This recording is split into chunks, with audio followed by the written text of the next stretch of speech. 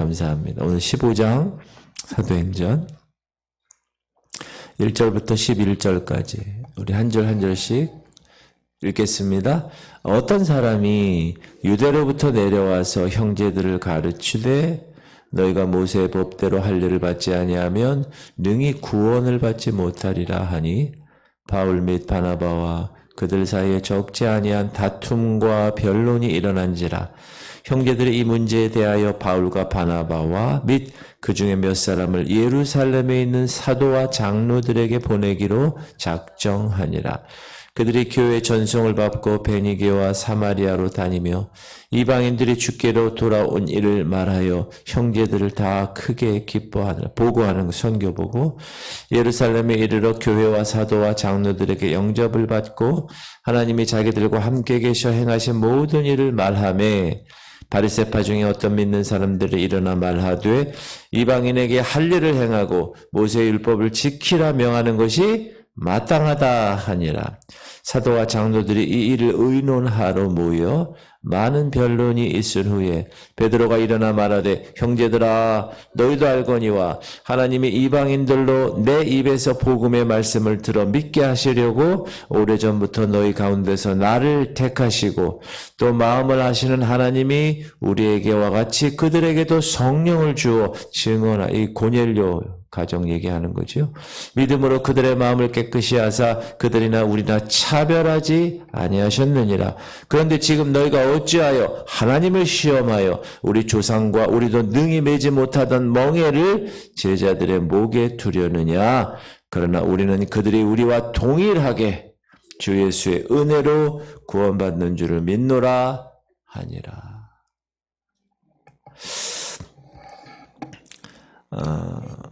사랑하는 성도님들, 복음의 대적자들, 복음을 방해하는 세력은 여러분 교회 안에 도사리고 있을 때가 더 많습니다. 세상 사람들은 관심이 없어. 아예 신경도 안 써요. 근데 사단이 그렇게 교회 안에 이렇게 흙탕물을 이렇게 하게끔 해서 그렇게 대적합니다. 오늘 본문도 교회 안에 있었던 할례당, 교회 안에 있었던 율법주의자들로 인해서 바울은 복음을 전하는 일에 많은 어려움을 겪게 됩니다. 초대교회는 누구로 구성되어 있어요? 유대인들로 구성되어 있어요. 유대인들은 창세기, 출애굽기, 레위기, 민수기, 신명기, 모세 오경을 달달달달달달 외우고 거기를 그것을 순종하는 사람들, 율법에.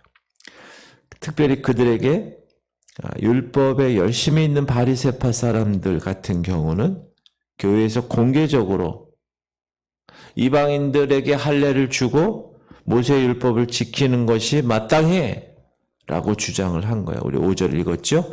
바리새파 중에 어떤 믿는 사람들이 일어나 말하되 이방인들에게 할례를 행하고 모세의 율법을 지키라 명하는 것이 마땅하다. 강자들의 강자들. 바리새파는 율법을 준수하는 이런 여러 사람들 중에서 가장 강력한 세력들.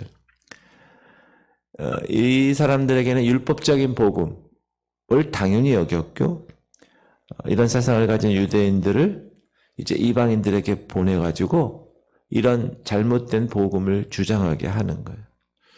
믿음으로 구원을 얻는다는 교리를 흔드는 거예요. 특별히 이런 현상은 갈라디아 교회의 경우 너무 심했습니다. 그래서 이 소식을 전해들은 바울은 갈라디아 교인들에게 이제 사람이 의롭게 되는 것은 율법이 아니라 오직 믿음으로 구원에 이르는 것이야. 그래서 갈라디아서가 거의 로마서 수준의 교리처럼 두 로마서와 이 갈라디아서가 이 구원의 교리에 관해서 정확하게 얘기해 주는 것입니다. 왜냐하면 갈라디아 교회가 특별히 이런 유대인들이 할례 받아야지 구원받아, 율법을 지켜야지 구원받는다 이렇게 계속 주장했기 때문에 그렇습니다. 그러니까 바울이 그래서 갈라디아서의 3장에 보면 첫 번째로 이렇게 얘기하죠. 시작. 어리석도다 갈라디아 사람들아. 예수 그리스도께서 십자가에 못 박히신 것이 너희 눈앞에 밝게 보이거늘 누가 너희를 꾀더냐. 내가 너희에게서 다만 이것을 알려 하노니 너희가 성령을 받은 것이 율법의 행위로냐 혹은 듣고 믿음으로냐. 듣고 믿음으로라는 것이죠. 1절 보니까 이 안디옥 교회에서 어떤 사람들이 유대 예루살렘에서 안디옥 교회로 온 거예요. 어떤 사람이 유대로부터 내려와서 형제들을 가르치되 너희가 모세의 법대로 할례를 받지 아니하면 능히 구원을 받지 못하리라 하니. 이들은 할례당에 속한 사람이거나 혹은 율법에 열심히 있는 사람들. 그래서 잘못된 구원관. 믿음으로 구원받지 못해 행위가 있어야 돼. 할례라는 행위, 율법을 지키는 행위. 그러니까 바울이 복음을 전하면 이들도 막 쫓아다니면서 교회를 막 흔들어 놓는 거예요. 아까 얘기했듯이 야 너희가 모세의 법대로 할례 받지 아니하면 능히 구원 얻지 못해. 근데 이런 문제, 이 구원의 문제 지금도 마찬가지입니다. 이 박옥수 계통의 구원파 이단들 보면 이게 가장 중요한 게 이 구원에 관한 교리잖아요. 그래서 교리에 있어서 특히 여러 교리가 있지만 구원에 관한 교리는 우리가 평생 예수님 믿었는데 천국을 못 가고 지옥을 간다. 가장 중요한 교리이기 때문에 그래서 바울이 그들의 주장에 반기를 듣습니다. 교리가 믿음을 성장하는 정도의 교리면 지나칠 수 있는데 이거는 구원에 관한 거기 때문에 그래서 그렇게 막 변론이 서로 막 일어나고 이러니까 안 되겠다. 그래서 예루살렘 교회에 이제 그것에 관한 결정을 내리게 회의를 하게 합니다. 유대로부터 온 자들의 주장은 뭐냐? 할례를 필수 조건으로 내세우는 겁니다. 이 할례라는 거는 이방인들이 유대교에 입교할 때 필수적인 의식을 해야 되는 거예요. 할례 의식을. 근데 그것을 복음에도 똑같이 적용을 시킨 겁니다. 그럴 수 있겠죠. 유대인 입장에서는. 그러니까 그들은 복음을 율법으로 생각한 겁니다. 쉽게 얘기하면 유대인들에게만 주신 구원의 특권인 줄 알고 있었다는 거예요. 그러니까 너희들이 그거 구원을 받으려면 유대인에게 주어진 거니까 유대인처럼 할례 받아. 따라서 복음 운동에다가 유대교의 할례의 율법을 첨가함으로 새로운 개혁 운동의 차원에서 그들은 인식을 하고 있었다라는 것입니다. 근데 바울은 그렇게 생각하지 않았죠. 믿음으로써만 하나님의 의를 얻을 수 있다.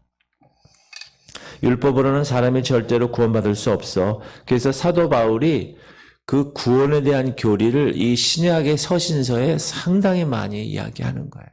계속. 왜? 그것이 가장 중요하니까. 그것이. 구원에는 율법적 요소가 필요 없어. 율법이 복음에 개입되는 거 안 돼. 단호히 배척합니다. 사람이 의롭게 되는 것은 율법의 행위로 말미암음이 아니요 오직 예수 그리스도를 믿음으로 말미암는 줄 알므로 우리도 그리스도 예수를 믿나니. 뒤에 또 나오죠. 이는 우리가 율법의 행위로서가 아니고 그리스도를 믿음으로써 의롭다함을 얻으려 함이라. 율법의 행위로서는 의롭다함을 얻을 육체가 없느니라. 로마서에도 똑같은 얘기를 하잖아요. 그러니까 바울은 정확한 구원에 대한 교리를 알고 있었다. 그러니까 변론이 막 일어나니까 안디옥에서 결론이 안 나니까 유대인들은 강력하게 할례를 받아야 된다고 얘기하고 바울도 강력하게 그들의 반론에 고개를 숙일 사람의 성격이 아니고 그래서 이 문제의 최종적 결론을 야 예루살렘에 있는 사도들에게 우리 다 맡기자. 그리고 사도들이 있는 예루살렘으로 가죠. 바울 및 바나바와 그들 사이에 적지 아니한 다툼과 변론이 일어난지라 형제들이 이 문제에 대하여 바울과 바나바와 및 그중 몇 사람을 예루살렘에 있는 사도와 장로들에게 보내기로 작정하니라. 예루살렘 교회는 사도들과 장로들이 중심이 되어 관장하는 교회고 모든 선교의 시작, 모든 복음의 시작이 이 예루살렘 교회에서부터 시작됐기 때문에 이 문제를 어떻게 할 것인가에 관하여서 아주 중요한 일이 아닐 수 없었습니다. 사도들과 장로들도 그 예루살렘 회의를 하면서 많은 변론이 오갔겠죠. 이 자리에서 바리새파 속한 자들이 있었겠죠. 한결같이 뭐라고 그랬을까요? 이방인에게 할례 줘야 돼. 모세율법 지켜야 돼. 그거 마땅해. 아까 읽었는데 시작. 바리새파 중에 어떤 믿는 사람들이 일어나 말하되 이방인에게 할례를 행하고 모세율법을 지키라 명하는 것이 마땅하다 하니라. 그러니까 베드로가 안 되겠다. 일어났어요. 그리고 자신의 경험담을 이야기합니다. 무슨 경험이었을까요? 이방인 고넬료의 경우.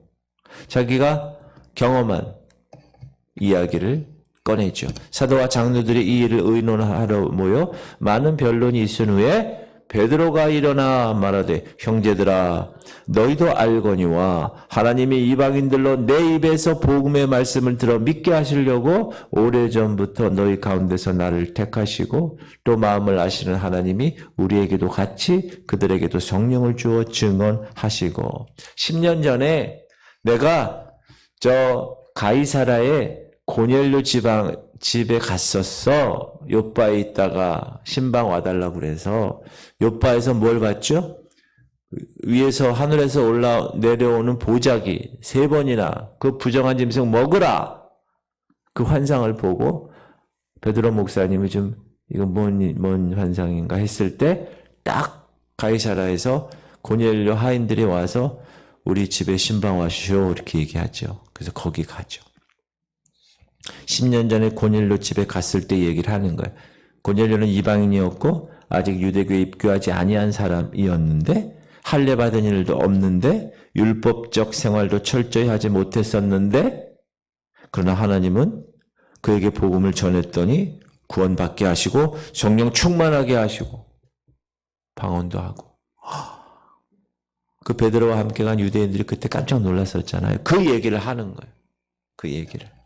베드로는 이 일을 상기시키면서 이방인들의 마음을 오직 믿음으로 깨끗하게 하신다라는 사실을 주장합니다. 9절 믿음으로 그들의 마음을 깨끗이 하사 그들이나 우리나 차별하지 아니하셨느니라. 그런데 지금 너희가 어찌하여 하나님을 시험하여 우리 조상과 우리도 능히 매지 못하던 멍에를 제자들의 목에 두려느냐. 어찌하여 너희들 하나님 시험해. 하나님은 이미 유대인이나 이방인이나 다 믿음으로 깨끗함을 받고 믿음으로 구원받는 사실을 복음을 통하여 정확하게 밝히셨는데 그리고 나는 그 증인으로 나는 저기 이탈리아 장교 가이사라에 있는 고넬료 거기 가서 정확하게 하나님 그렇게 하신 것을 내가 경험했는데 할례를 받게 하고 율법을 지키게 해서 구원을 얻는 것과 결부시키는 일 그거는 하나님을 시험하는 일이야. 그렇게 주장을 하는 거예요. 그리고 베드로는 결론적으로 이렇게 선포하죠. 그러나 우리는 그들이 우리와 동일하게 주 예수의 은혜로 구원받는 줄을 믿노라 하니라. 베드로가 이렇게 얘기하니까 그 논지에 반론을 제기할 사람이 아무도 없던 거예요. 왜? 오직 믿음으로 구원받는다는 구원의 교리가 그 무너뜨릴 수 없는 것이기 때문에 그게 진실이기 때문에 그게 진리니까. 여러분 진리는 드러나게 돼 있어요. 그러니까 여러분 하나님 말씀대로 살잖아요. 처음에는 그것이 세상 가치관과 부딪히기 때문에 사람들이 막 뭐라 그래요. 손가락질하고 바보 같다고 그러고 어떤 사람은 강력하게 막 핍박하는 사람도 있고 막 이러잖아요. 그러나 진리가 승리하는 거예요. 끝까지 가면 진리가 이기는 거예요. 할렐루야. 여러분 길이요 진리요 생명 되신 예수 그리스도 그분의 삶을 오늘도 본받아서 승리하는 여러분 되시기를 주님의 이름으로 축복합니다. 그래서 교회가 중요한 거예요. 교회 선택이 중요해요. 교회에서 정확한 구원의 건전한 교리가 선포돼야 돼요. 그러려면 목사가 그걸 알아야 돼요. 그걸 가르쳐야 돼요. 성도들이 그걸 알고 신앙생활을 해야지 아무것도 모르고 신앙생활한 것 같아요. 그러면 안 돼요. 교회는 다닌 것 같은데 뭔 얘기하는지 모르겠어. 그러면 안 돼. 강단에서 목사님 뭔 얘기하는지 모르겠어. 그러면 안 됩니다.